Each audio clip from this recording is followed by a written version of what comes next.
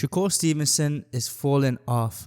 So if you guys don't know, Shakur Stevenson is fighting next month in his hometown of Newark, New Jersey. And honestly, I don't blame you if you didn't know about this one, because I barely knew about it until I recently saw it on Instagram. And you might think I'm being a hater on him, but I don't think I could be less of a hater on Shakur Stevenson. For the past 5 years, if you ask me who my number one favorite current fighter in boxing is, my answer would most likely be Shakur Stevenson. And that still hasn't changed.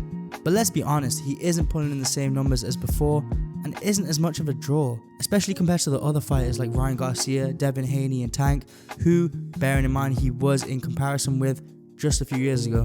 But why is this? Well, I think there's two big reasons for Shakur Stevenson not being as big as he once was. The first being his slight inactivity. He hasn't fought since last year, and now this fight is set to be his first fight of 2024. The fact he hasn't been in any fights recently has probably resulted in him being kind of forgotten in the boxing scene. Well, not necessarily forgotten, but not as talked about. He fought twice in 2023, but neither of these were big fights and were both pretty irrelevant names. But I guess that brings me perfectly onto my second reason, the level of fighters that he fights. At the time of the fight, Shakur Stevenson will be 27 years old. And while yes, that is still definitely young, he's starting to come away from that prospect age and should be kind of transitioning into a place where he's fighting bigger names for every single fight and not just constantly fighting tune-up fights. And don't get me wrong, he started to do this a few years ago when he stepped up and fought Jamel Herring, which then led to a mega fight with him and Oscar Valdez. And we both know what happened in both of those fights. He absolutely dominated them, and everything looked positive for Shakur Stevenson. It seemed that everything was going in the right direction for him to become a superstar in the sport. But since that, it all went downhill.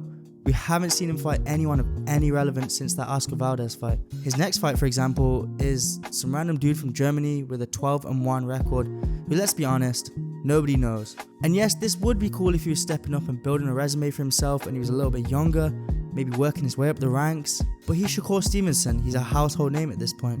He has complete skill and ability to take down a lot of the top of the other household names in boxing at or around his division. And I'll admit, Shakur Stevenson is very ducked by a lot of fighters in fact, and a lot of big names.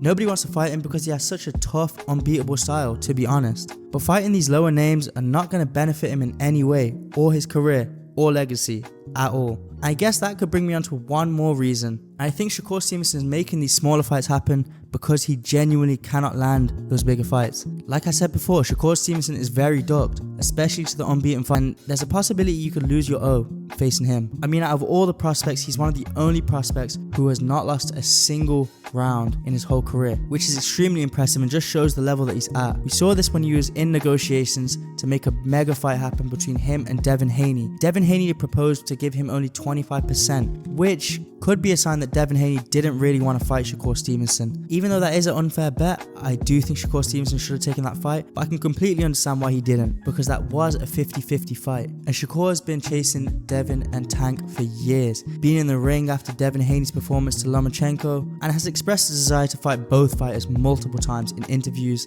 constantly. So I don't think this is a Shakur Stevenson ducking problem.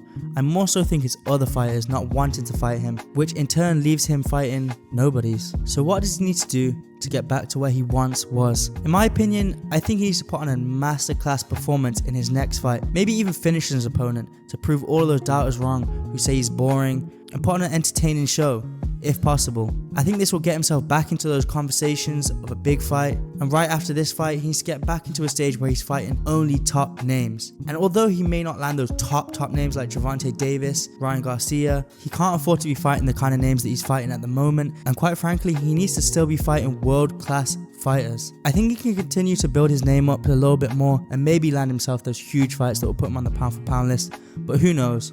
What do you guys think? Will Shakur Stevenson be relevant once more, and will he be talked about in the boxing scene? Let us know what you think in the comments. If you enjoyed this one and want to see more like this, make sure you hit that subscribe button and turn on post notifications so you don't miss an upload from me. Anyway, I think that'll be all. I'll catch you in the next one.